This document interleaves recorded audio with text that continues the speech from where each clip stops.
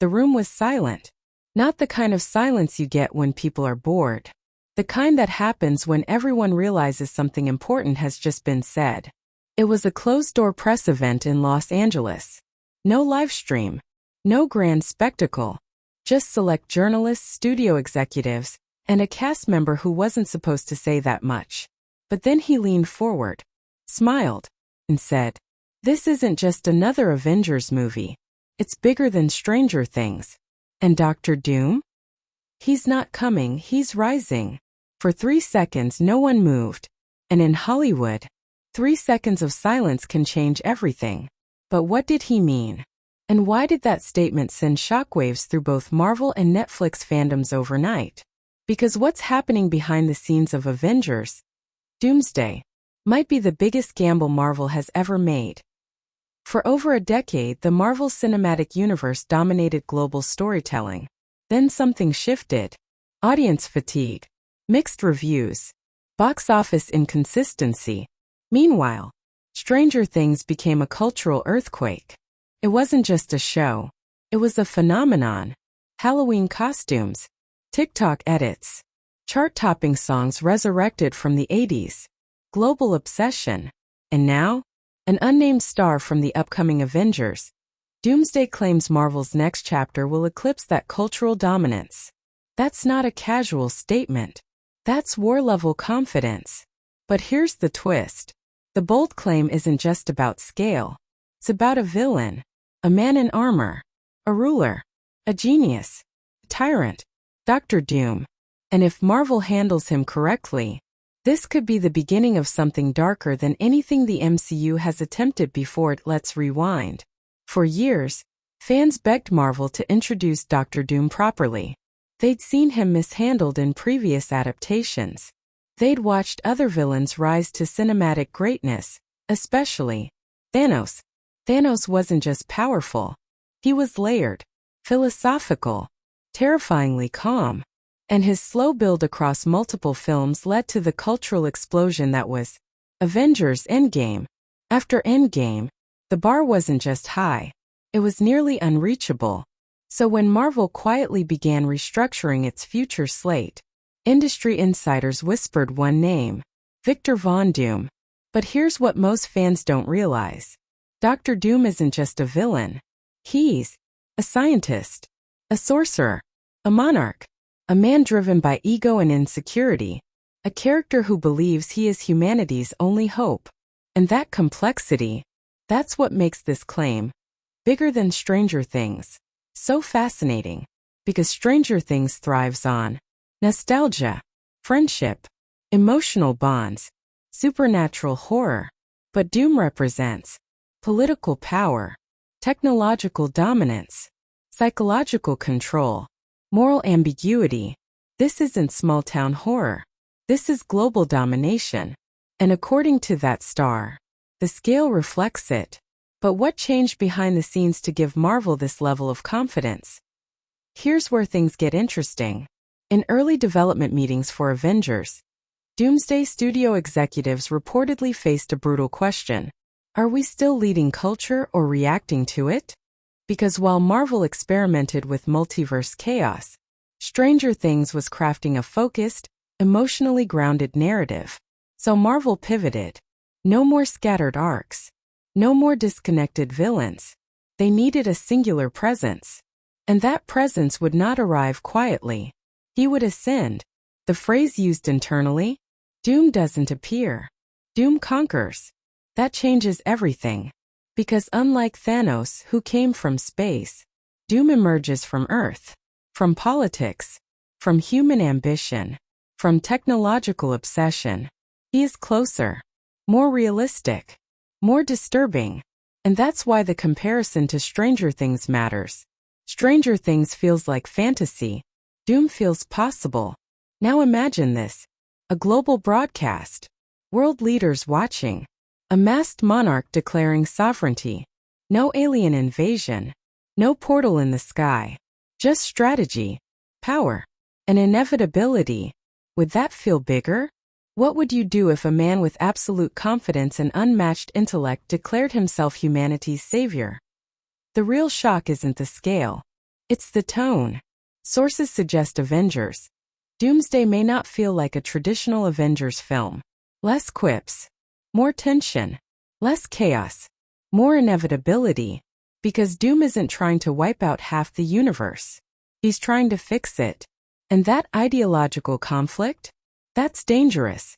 Because he might be right about some things. That's what makes him terrifying. And that's what could make this film bigger than Stranger Things. Not because of monsters, but because of moral gray zones. Imagine a villain whose logic makes sense. Imagine heroes who hesitate. Imagine a world that begins to trust Doom. That's not spectacle. That's psychological warfare.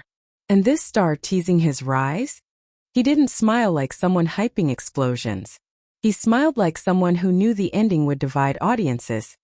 Picture this scene. An Avenger confronts Doom. Not in a battlefield. In a throne room. Doom doesn't yell.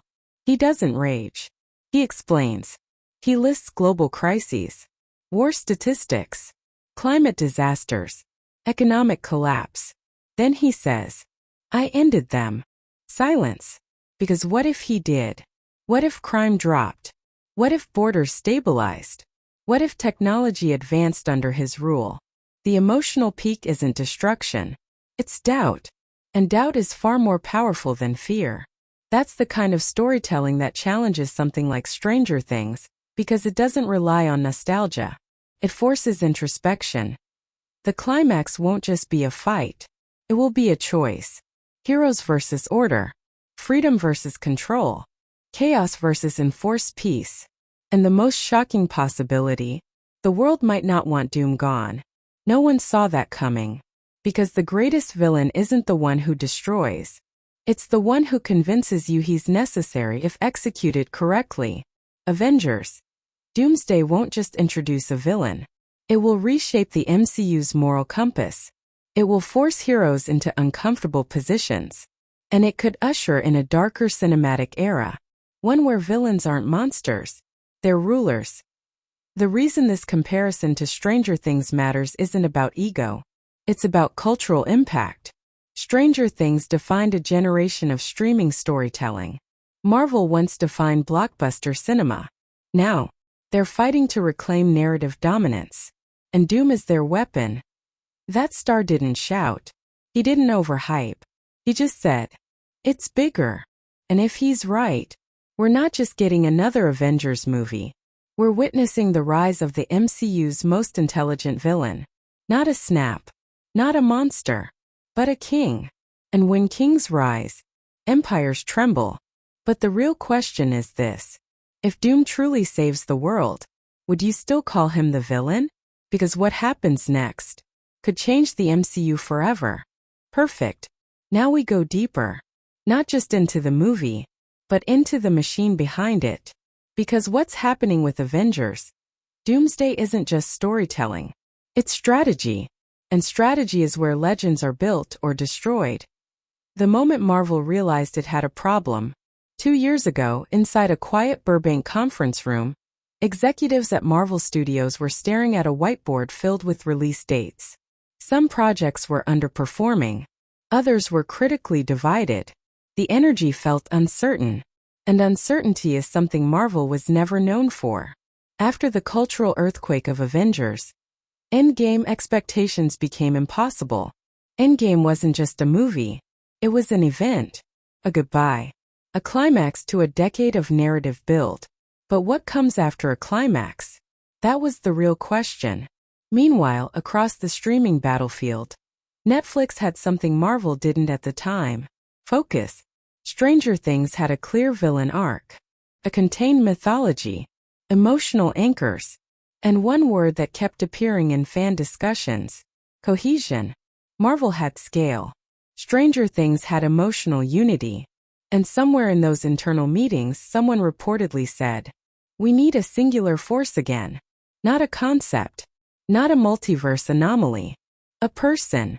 That person was always going to be Dr. Doom. But here's the part that changes everything. They didn't want Doom to feel like the next Thanos. They wanted him to feel inevitable. Scene reconstruction, the first table read. The cast hadn't seen the full script yet. Only fragments. Selective pages. Carefully redacted scenes. And then came Doom's monologue. The actor playing him, identity still tightly guarded in rumors, read a quiet, controlled speech about control versus chaos. There were no explosive threats. No galaxy-ending proclamations. Just this line. Humanity has mistaken freedom for survival. The room didn't react immediately. But several actors reportedly looked up from their scripts. Because that's not villain dialogue. That's political philosophy. And that's when it became clear. This wasn't going to be loud. It was going to be uncomfortable. And uncomfortable stories last longer in culture than flashy ones. But what happened next changed everything. Doom isn't arriving as an outsider. Traditionally, massive villains arrive with spectacle, alien invasions, portal openings, catastrophic destruction. Doom, according to insiders, may already exist within the world's power structure when the film begins. Let that sink in. He's not coming. He's already there. A sovereign ruler. A tech innovator. A humanitarian icon to some nations. The rumored fictional setting of Latveria is no longer just a hidden European monarchy. It's portrayed as a technological utopia. A nation that solved energy scarcity and crime through centralized AI governance. Think about that carefully. Imagine watching a Marvel movie where citizens defend the villain, where international leaders negotiate with him, where protests occur, not against Doom but against the Avengers. No one saw this coming, because this shifts the narrative power completely. And if that's true, the comparison to Stranger Things suddenly makes sense. Stranger Things centers on a small-town supernatural horror. Doom centers on geopolitical dominance. Scale isn't just measured in monsters. It's measured in consequences. Psychological depth. Why Doom feels different. To understand why this could redefine the MCU, you have to understand Doom's psychology. Unlike Thanos, who believed in cosmic balance, Doom believes in personal superiority. He doesn't think he's chosen. He knows he's better. And that's a crucial distinction. Arrogance fused with intellect is terrifying. But here's what makes him compelling. He genuinely believes he is humanity's only logical leader. That conviction changes every interaction. He doesn't scream. He doesn't panic. He calculates. And imagine a scene where an Avenger accuses him of tyranny, only for him to respond with real-world statistics. War casualties reduced. Poverty minimized. Energy crises solved. And then he asks, what measurable good have you achieved beyond reaction? That line alone could fracture audiences. Because for the first time the heroes might not have the moral high ground. And that emotional destabilization? That's how you become bigger than Stranger Things. Not louder. Smarter. The betrayal no one expects. Rumors suggest that at least one established Avenger may initially support Doom's policies. Not openly. Not as a villain. But quietly. Privately. Imagine the emotional weight of that reveal. An Avenger watching global stability rise under Doom's regime. An Avenger questioning whether freedom is worth endless collateral damage. The audience begins asking the same question. What would you do? Would you fight for chaotic freedom? Or structured peace? And when that Avenger finally confronts the rest of the team, the argument isn't physical. It's ideological. Voices raised. Friendships tested. Trust fractured. This single decision could alter the MCU forever.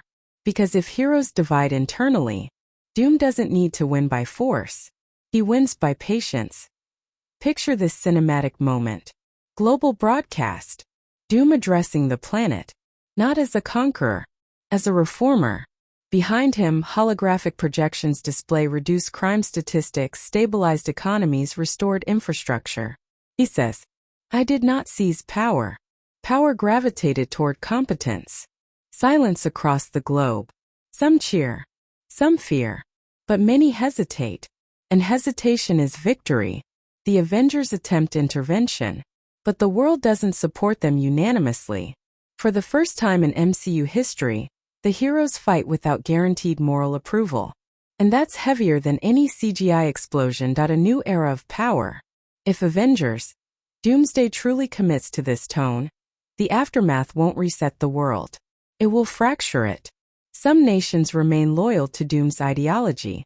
Some reject it violently. The Avengers themselves may not reunite cleanly. This isn't a victory parade ending. It's a philosophical scar. And scars define eras. Why this could actually eclipse Stranger Things. Let's step outside the cinematic fantasy for a moment.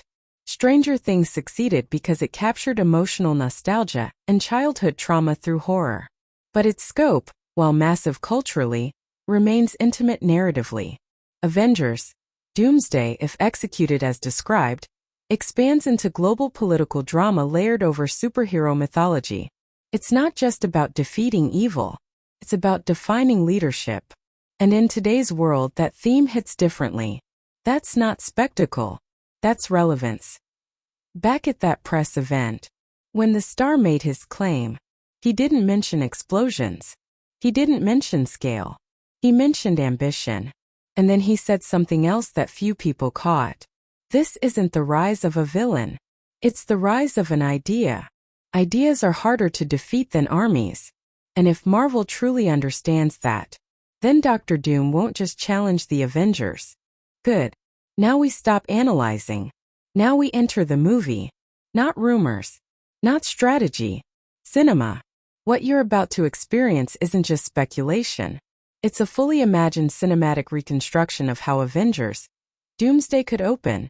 If Marvel truly intends to make something bigger than Stranger Things. And this is where Dr. Doom stops being a rumor and becomes inevitable. Black screen. No music. No Marvel fanfare. Just the sound of wind. Cold. Metallic. Unnatural. Then, a close-up of a child's face. Not scared. Calm. She's standing in the center of a pristine European city square. Modern architecture. Clean streets. Drones floating silently overhead. A holographic banner shimmers across the sky. Latveria. 100 days of stability. The camera slowly pulls back. Citizens move peacefully. Markets open. No police sirens. No visible military. It looks perfect. Too perfect. Cut to a massive digital display on a government building. A masked face appears. Green cloak. Silver armor. Unblinking gaze. Dr. Doom. But he is not shouting. He is not threatening. He is speaking softly. My people, he says. Today marks 100 days without war. Silence. The crowd listens. And somewhere across the Atlantic, the Avengers are watching. No portals. No explosions. No alien sky. Just statistics. Just order. And that's when the audience realizes something unsettling. There is no invasion. He's already won something. But what? Cut to Washington, D.C. Inside a dimly lit security briefing room. Screens flicker with international news coverage of Latveria's progress. Crime rates down 87%. Energy production up 240%. Border conflicts resolved. An Avenger leans forward. He's consolidating global influence. Another replies. Or stabilizing it. That single line fractures the room. Because this isn't the rise of a monster. It's the rise of competence. And competence is harder to oppose than chaos. This is why the film matters. Because it asks a dangerous question.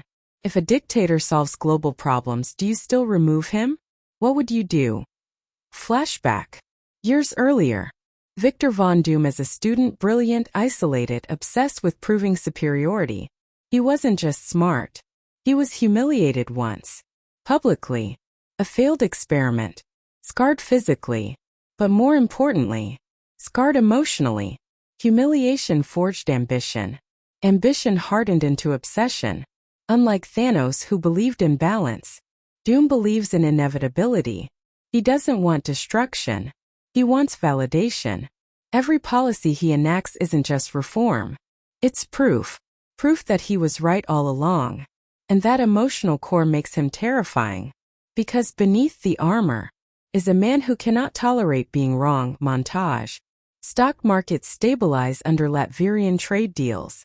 Refugee crises rerouted into automated housing networks funded by Doomtech. International summits begin inviting him as an observer, then as a partner, then as a leader. News anchors debate. Is this authoritarian efficiency or visionary governance? Social media divides. Half the world calls him tyrant. Half calls him savior. The Avengers hesitate, because striking him means destabilizing visible progress. And that hesitation is everything. But what happened next changes the tone entirely. Interior. Avengers compound. Night. Rain hitting glass. One Avenger, a strategist, a realist, speaks quietly. If he's preventing war, removing him causes war. Another slams the table. He's consolidating power. Yes, the first replies. And using it effectively. Silence. Trust fractures not with shouting, but with doubt. This single ideological divide alters the team forever. Because now the question isn't, can we beat Doom? It's, should we? No one saw this coming. Latvia hosts a global summit. Unexpectedly, the Avengers receive an invitation.